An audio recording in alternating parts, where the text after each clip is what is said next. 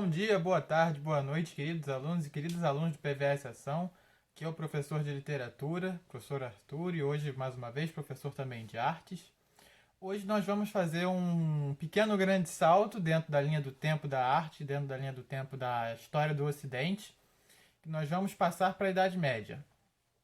Hoje a gente vai dar conta da Idade Média, das suas manifestações artísticas, das influências que ela teve, que ela apresenta em suas obras, em seu contexto geral. E também nós vamos adentrar um dos períodos mais profícuos, mais criativos, mais produtivos e mais importantes da história da arte ocidental, que é o Renascimento cultural, o Renascimento artístico, o Renascimento científico. Perfeito? Bom, vamos para eles. Para a gente começar a entender a Idade Média, a gente tem que entender o contexto da Idade Média, que era um tempo de forte influência cristã, forte influência da igreja. A teocracia era uma realidade vigente em diversos territórios ao redor do planeta. Isso manifestava-se também na literatura e também nas artes plásticas, na escultura, na pintura. Muitos dos afrescos, muitas das pinturas vão ser realizados em cima de preceitos religiosos, de imagens religiosas, de passagens sagradas. E muitas das obras arquitetônicas vão ser representadas, se não todas, em catedrais, em basílicas, em igrejas de modo geral. Perfeito? A gente começa falando da arte bizantina, que era parente da arte românica, que a gente já estudou na semana passada. Que a arte bizantina ela vai se dar ali por volta do território de Bizâncio, por isso esse nome, e também vai se manifestar posteriormente em Constantinopla, onde hoje fica um pedaço da Turquia. Aqui no mapa vocês estão tendo alguma ideia sobre como que isso funciona. Mas o que eu quero afirmar com a arte bizantina? Ela marca o início desse período da Idade Média, a transição do românico para uma nova identidade cultural, e ela ainda vai conservar essa suntuosidade, essa circularidade, e também essas construções muito pesadas. Era usado tijolo cozido, como a gente usa hoje em dia, e argamassa nas construções, perdão, nas estruturas. Essas construções, como a gente pode perceber, são de paredes muito grossas, construções muito pesadas, de certa forma são mais resistentes e também vão se conservar de uma maneira um pouco diferente de outras obras, de outros materiais, como os clássicos, por exemplo, e como materiais um pouco mais suscetíveis ao desgaste do tempo, como a gente vai ver posteriormente. Perfeito? Ademais, a gente parte agora para a arte que foi a maior, que predominou durante mais tempo e também teve mais relevância, que é a arte gótica. A arte gótica vem do nome godo, que era uma região em que os ocidentais consideravam os bárbaros. É um nome teoricamente pejorativo, que foi dado por um renascentista, mas que no final, depois de um tempo, esse nome perdeu esse caráter aviltante, pejorativo e ganhou somente uma referência geográfica e temporal. Perfeito? A arte gótica buscava se separar da arte românica.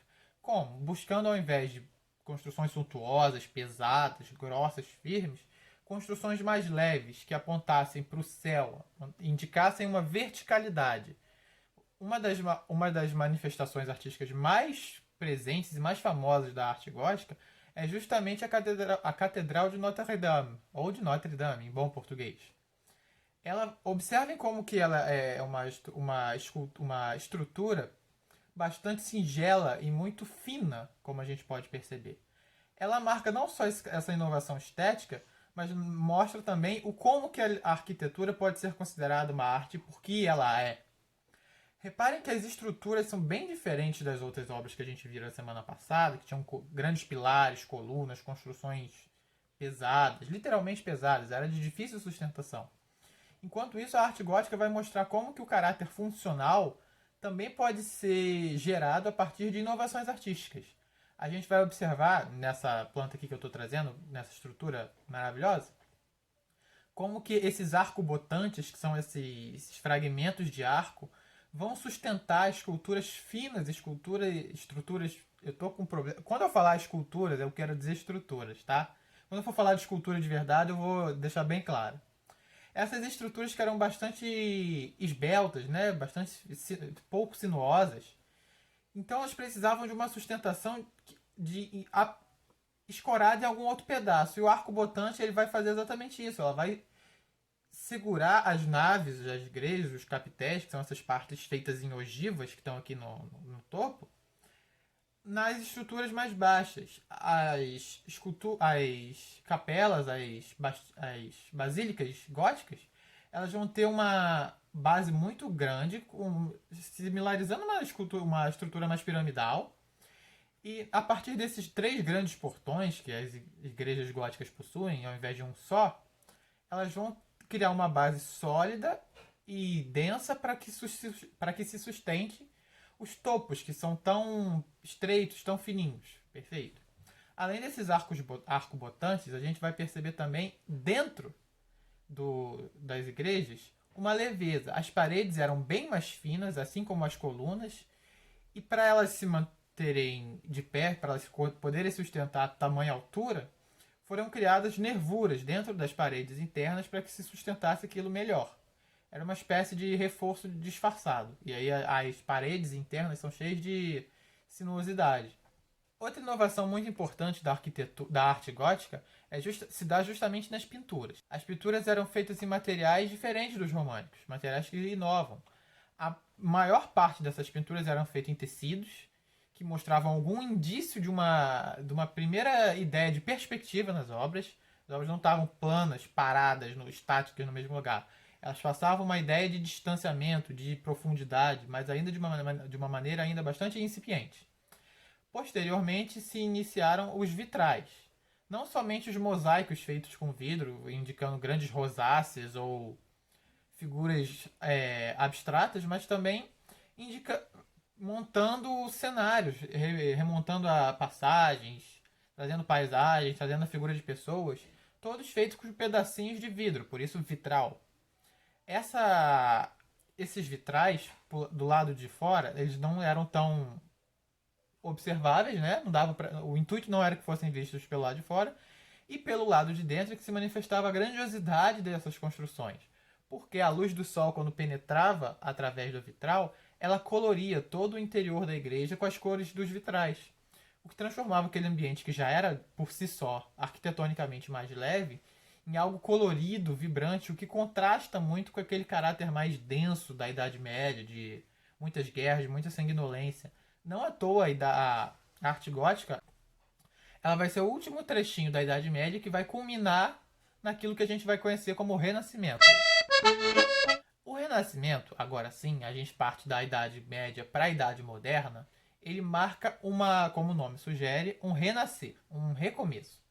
Ele vai sustentar alguns princípios das civilizações clássicas, grega e romana, e vai se pautar nelas para desenvolver novas culturas, novos artifícios, novas ciências. O Renascimento, talvez e provavelmente, foi a época em que mais pintores de grande destaque se destacaram. A pintura e as artes plásticas, de um modo geral, elas passaram por um procedimento chamado mecenato, em que grandes influentes políticos, figuras nobres da elite social italiana e europeia, de um modo geral, mas sobretudo na Itália, ali na região de Florença e de Roma, vão patrocinar artistas para que eles possam se dedicar exclusivamente a construções e obras artísticas, normalmente para esses mecenas. Esse patrocínio, por assim dizer, pôde influenciar diversos pintores, diversos artistas a se dedicarem mais a estudar, a inovar, a progredir na arte, para que fossem realizados novos conceitos, para que se desenvolvessem novos tipos de obra, para que elas avançassem numa velocidade e numa diversidade nunca antes vista na história da humanidade.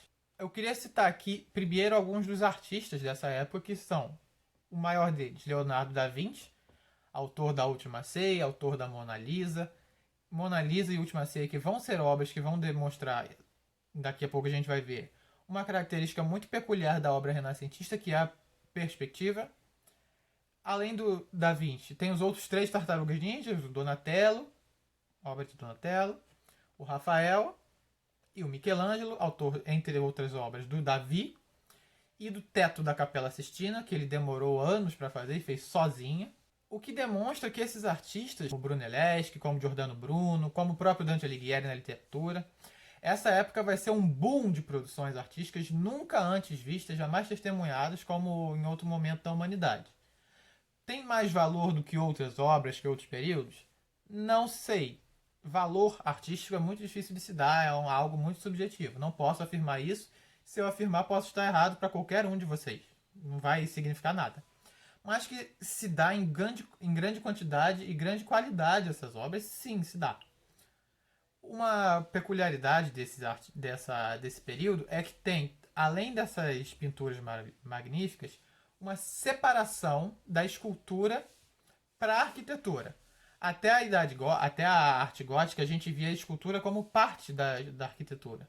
Uma das inovações góticas, que eu até esqueci de mencionar, eu trago ela aqui, são justamente as gárgulas. Essas figuras animalescas que ficam nas bordas dos edifícios, que servem não somente para funcionalidade, para caráter estético, né, porque representam feras que protegem essas construções, mas também que servem para canalizar a água da chuva. Era por ali que a água da chuva escapava, pela boca das gárgulas, gerando uma espécie de lança-chamas de água, um lança-águas pela boca dessas feras. O que auxiliava, né, esse caráter mítico, mitológico também dessas gárgulas, dessas esculturas tão peculiares da humanidade. Enfim, voltando novamente ao Renascimento, a gente via essas influências do Renascimento cultural, do Renascimento científico, também na arte. Havia uma preconização do humano, da figura do humano como algo muito relevante, fruto do humanismo e do antropocentrismo presentes nas escolas clássicas e remontadas no Renascimento, que vão trazer a figura desse homem como algo central. Não à toa, o Homem Vitruviano, essa obra de Da Vinci, é tão importante e é tão marcante desse período. Além dessas inovações conceituais, há uma busca pela monumentalidade, uma geometria simples nas obras, diferentemente da arquitetura gótica, que buscava na geometria soluções estéticas e funcionais para as construções. Além disso, vai ter uma verossimilhança muito, muito presente, buscando sempre uma busca do real, valorizando o corpo humano e a natureza como ela de fato é, pois isso era a visão deles, deveria ser enaltecido. Além também da expressividade humana sendo retratada nas esculturas. Não somente os corpos, as poses, os movimentos, como a gente vira em outro momento, mas também as expressões, as modificações faciais que deflagram expressões, as texturas, os materiais, os tecidos eram retratados de maneira muito mais rica e precisa, de muito rigor técnico, exigia uma habilidade muito afinada. Talvez por isso que os mecenas fossem tão importantes para essa cultura artística. Falando das inovações, a gente vai ver na pintura algumas inovações muito peculiares e muito marcantes para a evolução da arte e da pintura de um modo geral. A utilização de contrastes, o jogo de claro e escuro era muito presente, o jogo de luzes e de sombras. O que também culmina em uma outra inovação que eu vou citar agora, que é a perspectiva. Reparem na obra da Santa Ceia que está aqui, centralizada na tela, no meio da minha cara, quase. Observem como ela tem ela joga a nossa visão para um determinado ponto. Estão vendo? Agora, bem mais explicado. Vejam como a estrutura do quadro é pensado para que os olhos sejam direcionados para um lugar e que esse lugar seja valorizado pelo jogo de luzes e sombra criados por Da Vinci nessa obra. Percebam como ele é triangular, como ele segue um preceito geométrico de um número mágico, de uma proporção áurea que a gente viu em outra aula. Além disso, também tem uma grande inovação que permitirá aos pintores retocar e refazer detalhes das obras posteriormente, que era tinta a óleo, que ela demorava um pouco mais a secar, permitindo retoques e refinamentos conforme o pintor passava as horas e observava a obra e repensava alguns detalhes, algumas características que ele daria a determinada obra. Uma das mais famosas implicações dessa técnica é justamente La Gioconda, ou a Mona Lisa, a obra, talvez a pintura mais famosa da humanidade. Reparem como ela ilustra tantas coisas que eu falei aqui em um só retrato. Um dos 4 retratos que Da Vinci fez para alguém que não fosse ele mesmo, né? Que não fosse um autorretrato. Reparem como tem um jogo de cores muito marcante. Esses tons amarronzados e esverdeados, eles fazem parte da decomposição da obra. Elas não eram tão acentuadas quando Da Vinci as pintou. mas observa-se na construção da pintura, nas análises genéticas da obra, que ó, há camadas em que Da Vinci pintou e passou por cima. Vocês podem observar, se derem um zoom posteriormente, que há uma espécie de véu, que é uma característica das mulheres grávidas da Itália daquela época. Como que esse véu foi aos poucos sendo retirado, sendo disfarçado, e ele faz parte hoje da mitologia em torno dessa obra.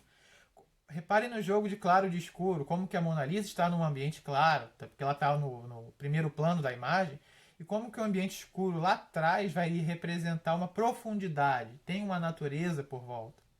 Reparem também como que da cabeça dela até a mão pousada na outra, forma um triângulo perfeito.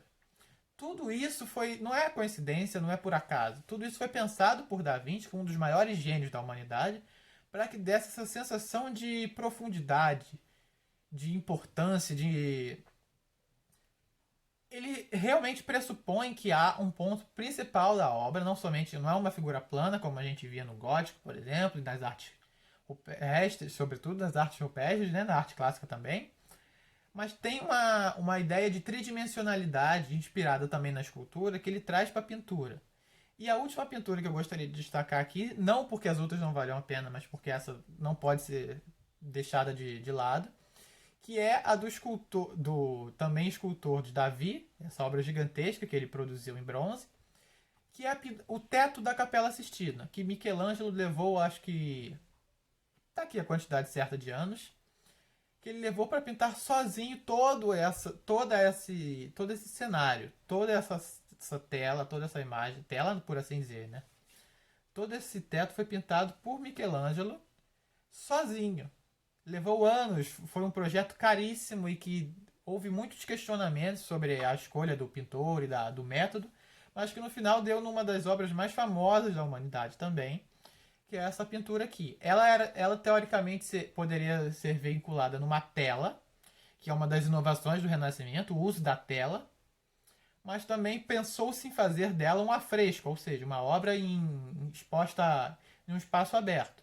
Mas o Papa da época preferiu fazer no teto da Capela Sistina porque ele acreditava que aquele teto merecia uma valorização das figuras cristãs, das figuras católicas, né? Com isso, encerro por aqui a nossa aula de hoje. Gostaria de agradecer a paciência e a audiência de todos vocês. Gostaria de desejar uma boa semana. Está lá no Drive o material das 3 primeiras aulas, uma bateria bem numerosa de exercícios. Publicarei aos poucos os materiais desses estilos artísticos que eu tratei hoje. Na próxima semana vamos dar mais um salto, vamos passar do final da Idade Moderna para a Idade Contemporânea. Serão conteúdos bastante sumarizados, né? Vou ter que resumir bastante por conta do nosso tempo que já vai se tornando escasso, frente às datas festivas que se aproximam. Mas não deixarei de manter um material escrito bastante rico em detalhes e em propriedades artísticas, as quais eu não posso dar conta somente aqui nesse material em vídeo, perfeito? Vou mandar um abraço virtual e só me resta dizer tchau, tchau!